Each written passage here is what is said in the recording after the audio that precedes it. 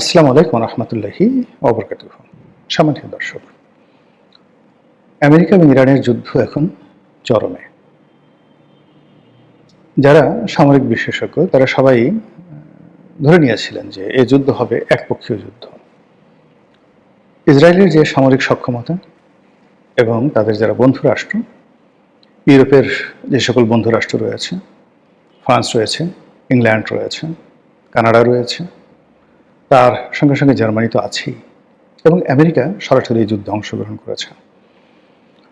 America তার যে ইতিহাস, আমেরিকা নামক রাষ্ট্রের ইতিহাসের সবচেয়ে বড় যুদ্ধযাত্রা এবার হয়েছে পারস্য উপসাগরে।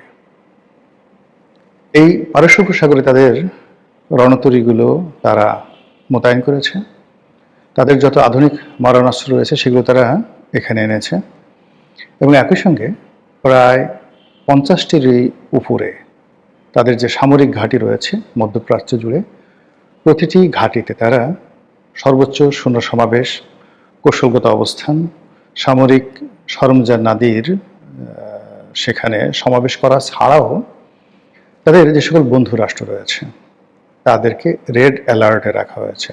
ইসরায়েল, কাতার, সংযুক্ত আরব আমিরাত, সৌদি আরব, কুয়েত, বাহরাইন, জর্ডান, এমনকি মিশর, এ সকল দেশের সামরিক বাহিনীকে রেড অ্যালার্ট রাখা হয়েছে যে যদি স্থল যুদ্ধের প্রয়োজন হয়, ইরাকে যেভাবে বুশের জামানাতে সেই স্থল যুদ্ধ পরিচালনা করা হয়েছিল, ইরানে যদি এরকম স্থল যুদ্ধের প্রয়োজন হয় সেক্ষেত্রে এটি হবে জয়েন্ট ফোর্স, মানে এখানে কানাডিয়ান সৈন্য থাকবে, ইউরোপিয়ান সৈন্য থাকবে, আমেরিকান সৈন্য থাকবে এবং আরব দেশের সৈন্য থাকবে, যেন এটি নিয়ে কোনো আলোচনা সমালোচনা না হয়।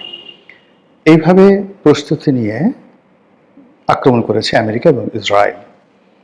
আক্রমণের শুরুতে তারা তাদের প্রযুক্তিগত উৎকর্ষতা, তাদের গোয়েন্দা শক্তির যে মাধুর্যতা বলবো না, ঠিক গোয়েন্দা শক্তির যে ইফেক্টিভনেস সেটি, এবং একই সঙ্গে তাদের যে নিষ্ঠুরতা, সেই নিষ্ঠুরতা আপনি এটা হিটলারও ঠিক এরকম কাজ কখনো করেননি।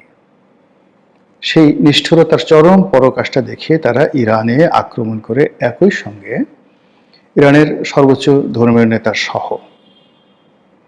তারা সেই ইরানের প্রায় 40 জন শীর্ষ সামরিক জেনারেলকে স্পট মেরে ফেলেছে। ট্রাম্প গর্ব করে বলছে যে ইরানে নেতৃত্ব দেওয়ার মতো কোনো সিনিয়র নেতৃবৃন্দ এখন আর অবশিষ্ট নেই, সবাইকে আমরা মেরে ফেলেছি। তো এটা গেল যুদ্ধের প্রথম 24 ঘন্টার ঘটনা। সেই 24 ঘন্টায় আমরা মনে করেছিলাম যে ইরান শেষ। এখন ইরানে কি রেজা শাহ পাহলভি তিনি ফিরে আসবেন? যে আগের যে রেজা শাহ পাহলভির ছেলে এখন রেজা পাহলভি, তিনি কি ফিরে আসবেন? নাকি ইরানের যে সকল বিদ্রোহী গ্রুপ বিভিন্ন সময়টিতে খামেনি সরকারের বিরুদ্ধে অস্ত্র তুলে নিয়েছিল তারা নেতৃত্ব আসবে, নাকি নতুন কিছু হবে? না, আমেরিকা সেখানে সরাসরি তাদের রুল জারি করবে। এই বিষয়গুলো নিয়ে যখন আমরা চিন্তা করছিলাম, ঠিক সেই সময়টাতে ইরানের পক্ষ থেকে একের পর এক পাল্টা আঘাত আসতে থাকে, এবং অবিস্মরণীয় সে আঘাত। তাদের যুদ্ধবিমান নেই, তাদের নিউক্লিয়ার পাওয়ার নেই, তাদের যে অন্য যে প্রযুক্তিগত আমেরিকা ইউরোপের কাছে যে নৌশক্তি থাকে সেই নৌশক্তিও তাদের নেই। তাদের আছে কি কিছু ড্রোন আছে,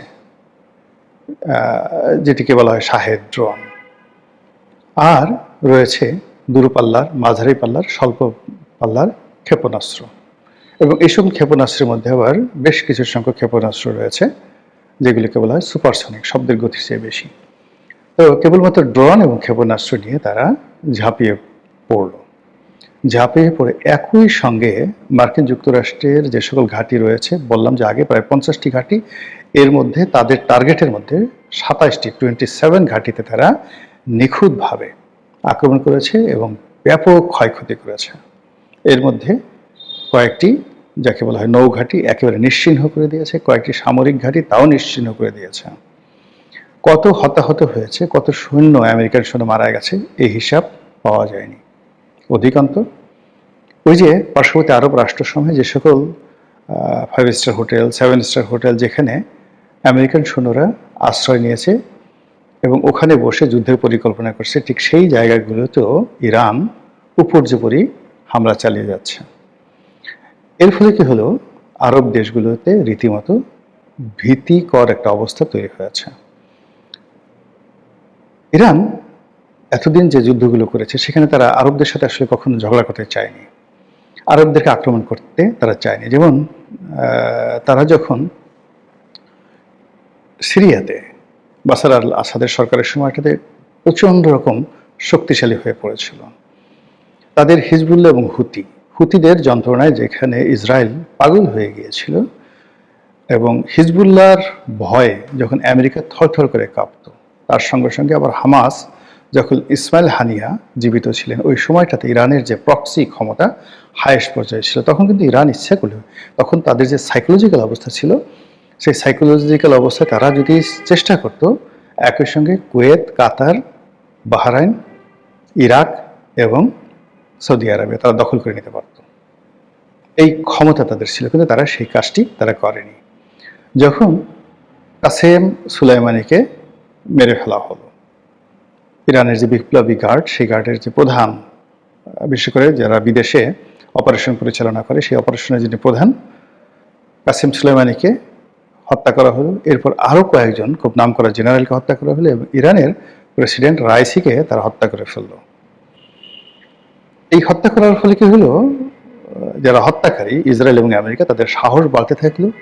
আর ইরানের মধ্যে যারা বিদ্রোহ করার চেষ্টা করছিল, সরকারের বিরোধিতা করার চেষ্টা করছিল, তাদের সাহস বাড়তে শুরু করলো এবং আমেরিকা চাইলো যে কোনোভাবে ইরানের মধ্যে একটা বিপ্লব ঘটিয়ে খামেনিকে অধিচ্যুত করা। তো প্রথম দফায় যখন যুদ্ধ হলো, সেই যুদ্ধে ইরান অভাবনীয় সফলতা লাভ করেছিল এবং তখন ইরান যদি আর মাত্র 10 দিন যুদ্ধ চালিয়ে নিত, পৃথিবী কোথায় যেত বলা যায় না। এবং তখন ইসরায়েল এমন একটা পর্যায়ে পৌঁছে গিয়েছিল যে ইসরায়েল হুমকি দিয়েছিল যে তারা পরমাণু বোমার বিস্ফোরণ ঘটাবে, এবং আমি মনে করি এটা ইসরায়েলকে করতে দেওয়া উচিত ছিল। কিন্তু এখন কি হলো, ওই সময়টিতে তারা যখন যুদ্ধবিরতি মেনে নিল ইরান, সেই যুদ্ধবিরতির এই সময়টিতে ইসরায়েল যে প্রস্তুতি নিল, আমেরিকা যে প্রস্তুতি নিল, ঠিক সেইভাবে ইরান প্রস্তুতি নিতে পারেনি। উল্টো ইরানের মধ্যে অভ্যন্তরীণ বিপ্লব ঘটিয়ে এমন একটা অবস্থা তৈরি করা হয়েছিল কয়েকদিন আগে, পারে সরকার পড়ে যায় একটা অবস্থা। এর মধ্যে আবার নতুন করে আমেরিকা যুদ্ধের দামামা বাজালো।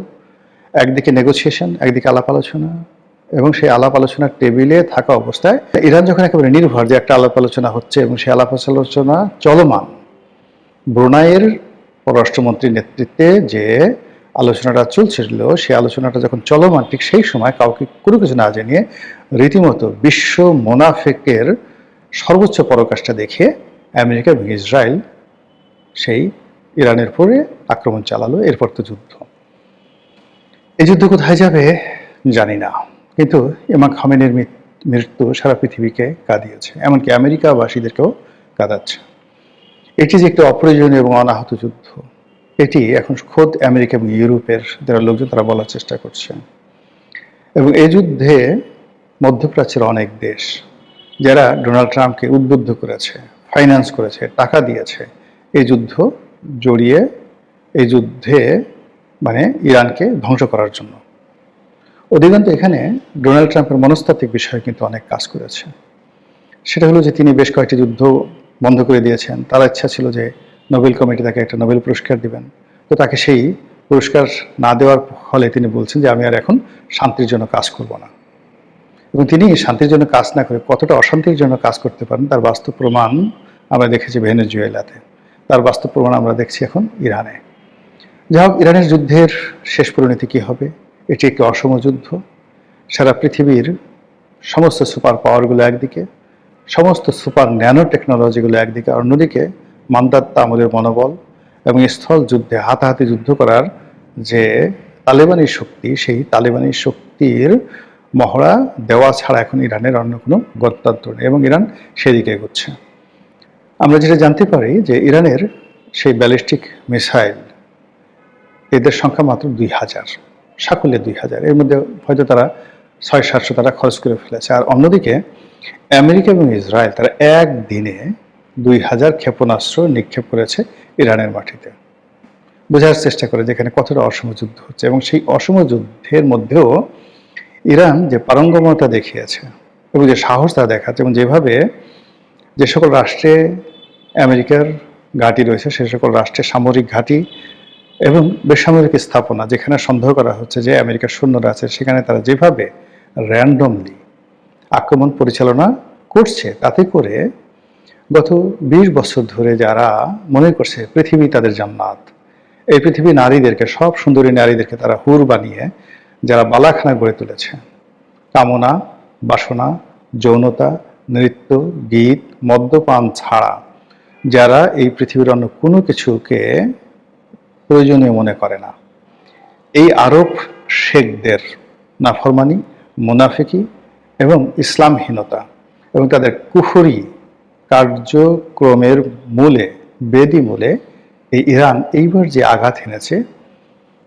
কোনোদিন গত 1000-2000 বছরে এইভাবে সম্মিলিতভাবে আরব পেনিনসুলারের সমস্ত দুষ্ট, বদমায়ের, জাহেল, জালেমদের বেদিমূলে আঘাত কেউ করতে পারেনি, এমনকি গাজী সালাউদ্দিন সাহেবও নয়। সেই জিনিসটি এই কয়েকদিন হয়েছে। ফলাফল কী হবে জানি না। ডোনাল্ড ট্রাম্পের মন খারাপ, মাথা খারাপ হয়ে গেছে। তিনি তার অবকাশ যাপন থেকে যখন আসছেন, সাংবাদিকদের মুখোমুখি হয়েছেন, ইরান সম্পর্কে একটা টু শব্দ তিনি করেননি। এই কয়েকদিনে এআই নির্মিত কিছু কথাবার্তা নেতানিয়াহুর মুখ থেকে শোনা যাচ্ছে, কিন্তু আসলে নেতানিয়াহু জীবিত আছেন কিনা এটি নিয়ে সন্দেহ দেখা দিয়েছে।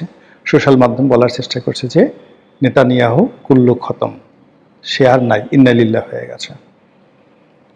তো হরমুজ প্রণালী বন্ধ করে দেওয়া হয়েছে, তেলের দাম হু হু করে বেড়ে যাচ্ছে।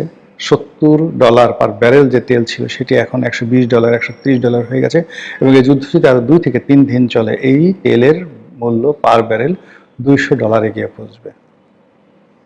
কি হবে তখন অবস্থা? আমেরিকাতে গৃহবিবাদ শুরু হয়ে যাবে। ডোনাল্ড ট্রাম্পকে, মানে আমেরিকান জনগণ রাস্তায় নেমে এমন একটা অবস্থা করবে যে ওটা সামাল দেওয়ার মতো অবস্থা মার্কিন মেরিনদের থাকবে না, বা প্রেসিডেন্টের স্পেশাল সিকিউরিটি ফোর্সের থাকবে না। বিপ্লব হবে, বিদ্রোহ হবে, অভ্যুত্থান হবে ফ্রান্সে, অভ্যুত্থান হবে ইংল্যান্ডে এই অসম যুদ্ধে সমর্থন দেওয়ার জন্য। এমনকি সৌদি রাজপরিবার, কুয়েতের রাজপরিবার, কাতার এবং যাকে বলা হয় জর্ডান এবং সংযুক্ত আরব আমিরাত, এ সকল দেশে যে রাজতন্ত্র চলছে তার বিরুদ্ধে মানুষের ক্ষোভ তুঙ্গে। তারা সুযোগ পাচ্ছে না, কিন্তু ইরান যদি এই যুদ্ধটিকে মাত্র 1 মাস প্রলম্বিত করতে পারে, মধ্যপ্রাচ্যের রাষ্ট্র ব্যবস্থা, রাষ্ট্রের মানচিত্র সব পরিবর্তন হয়ে যাবে, এবং অনেক প্রিন্স দেখবেন মুহূর্তের মধ্যে ভিখিরি হয়ে গেছে। অনেক দণ্ড এবং মুন্ডের অধিকর্তা, তারা কেউ কেউ ফাঁসির মঞ্চের আসামি হিসেবে আবির্ভূত হবেন। আল্লাহ অতি উত্তম কৌশলী, এখানে আবেগের কোনো বিষয় নেই। আমি আগেই বলেছি যে এখানে বাস্তব যদি মিলিটারি প্র্যাকটিস ধরেন, মিলিটারি পাওয়ার ধরেন, সেক্ষেত্রে ইরান এখানে কিছুই না। কিন্তু এই পৃথিবীতে যত ডিসাইসিভ ব্যাটেলগুলো হয়েছে, যুগান্তকারী, সিদ্ধান্ত পরিবর্তনকারী, কোর্স অফ অ্যাকশন পরিবর্তনকারী যে যুদ্ধগুলো হয়েছে, সবই কিন্তু এরকম অসম যুদ্ধ। অসম যুদ্ধ। কখনো 10,000 সৈন্য নিয়ে 2 লাখ সৈন্যের মোকাবেলা করা হয়েছে, কখনো পৃথিবীর সবচেয়ে শক্তিশালী আর্মি একেবারে পৃথিবীর দুর্বলতম একটি আর্মির কাছে পরাজিত হয়েছে। ইরানেরই একজন বাদশা ছিলেন, এটা বলে শেষ করছি, নাম দ্য সাইরাস দ্য গ্রেট। তখন মানে সাইরাস দ্য গ্রেটের যে রাজত্ব, এখনো পর্যন্ত এত বড় রাজত্ব কেউ তৈরি করতে পারেনি। তো সেই সাইরাস হঠাৎ করে এক মহিলা সামন্ত রাজা, মহিলা সামন্ত রাজা, সম্ভবত এখন রাশিয়ার কোনো একটি অঞ্চলের তিনি আঞ্চলিক রাজা ছিলেন। এই উরাল পর্বতমালা, তারপর ক্যাস্পিয়ান সাগর, এর আশেপাশ দিয়ে তার রাজত্ব ছিল, এবং সেই রাজত্বে সেই যুদ্ধে আসার জন্য ক্যাস্পিয়ান সাগর বললাম এই কারণে যে ওখানে সেই সাইরাসকে নৌকা তৈরি করতে হয়েছিল। এখন সাইরাস এবং সেই মহিলার যে অবস্থা যদি আপনি বিবেচনা করে নেন, এটাকে আপনি তুলনা করতে পারেন Donald Trump America versus Bhutan, এরকম ছিল। তো ওই মহিলা খুব করুণ করে একটা চিঠি লিখেছে যে আপনার সাথে আমার যুদ্ধ হয় না, সারা দুনিয়ার বাদশা আপনি, কেন আপনি আমার মতো একটা ছোট রাজ্য অধিকার করতে চাচ্ছেন আর আমাকে জোর করে বিয়ে করতে চাচ্ছেন? এখানে বিয়েটা ছিল একটা ফাঁদ, বিয়ের ফাঁদে তার রাজ্যটা অধিকার করার জন্য। কিন্তু সাইরাস থামলেন না, তিনি যুদ্ধে আসলেন, সেই যুদ্ধে পরাজিত হলেন এবং তিনি নিহত হলেন। আমার কাহিনী নয়, সেটি এই কাহিনী হিরোডোটাসের যে দ্য হিস্ট্রি বইতে এটা লিপিবদ্ধ আছে অসাধারণ চমৎকারভাবে। এরকম অসংখ্য ঘটনা পৃথিবীতে কোর্স অফ অ্যাকশন ঘটেছে। তো এইবার এই 2026 সনে আমেরিকার ভাগ্যে কি হয় বা ইরানের ভাগ্যে কি হয় সেটাই দেখার বিষয়। আমরা চাই পৃথিবীর জন্য যেটি কল্যাণকর, মানুষের জন্য যেটি কল্যাণকর, ইসলামের জন্য যেটি কল্যাণকর এবং যেটির মাধ্যমে মহান আল্লাহ রাব্বুল আলামিনের হুকুমতে পৃথিবীতে প্রতিষ্ঠিত হবে সেটি যেন হয়। আসসালামু আলাইকুম ওয়া রাহমাতুল্লাহি ওয়া বারাকাতুহু।